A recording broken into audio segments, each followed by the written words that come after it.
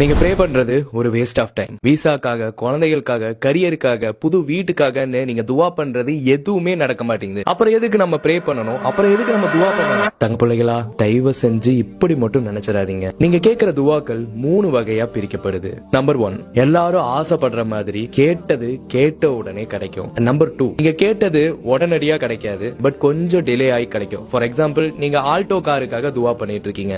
ஒரு வருஷம் 2 வருஷத்துக்கு அப்புறம் உங்களுக்கு ஹோண்டா சிட்டி காரே கிடைக்கும். Number 3, savings. நம்ம கேட்கிற துவா உடனேவும் நடக்காது, இல்ல கொஞ்ச நாளுக்கு அப்புறமும் நடக்காது. ஆனா அது எல்லாமே உங்களோட மறுமை நாளோட அக்கவுண்ட்ல வந்து சேர்ந்திருக்கும். கியாமத்து நாள் அப்போ உங்களோட குட் டீட்ஸ் கம்மியா இருக்குங்கிற பட்சத்துல உங்களோட அக்கவுண்ட்ல இருந்து நீங்க பண்ண துவாக்கள் எல்லாமே வந்து இந்த குட் டீட்ஸ்ல ஆட் ஆகி உங்களைய சொர்க்கத்துக்கு அனுப்பி வைக்கும். சுபஹானல்லாஹ். இறைவன் எந்த ஒரு உம்மத்தையும் தான் கேட்கிற துவாவை அன்ஆன்சர்டா விடுறதே இல்லைன்னு முகமது நபி ஸல்லல்லாஹு அலைஹி வஸல்லம் சொன்னதாக இமாம் முகமது இப்ன் ஹம்பல் முஸ்னாத் அஹ்மதுல 11133வது ஹதீத்ல இத பத்தி சொல்லி இருக்காங்க. இந்த வீடியோவை உங்க ஃப்ரெண்ட்ஸ் அண்ட் ஃபேமிலிக்கு ஷேர் பண்ணுங்க. இதே மாதிரி நெக்ஸ்ட் வீடியோல பார்க்கலாம். அஸ்ஸலாமு அலைக்கும்.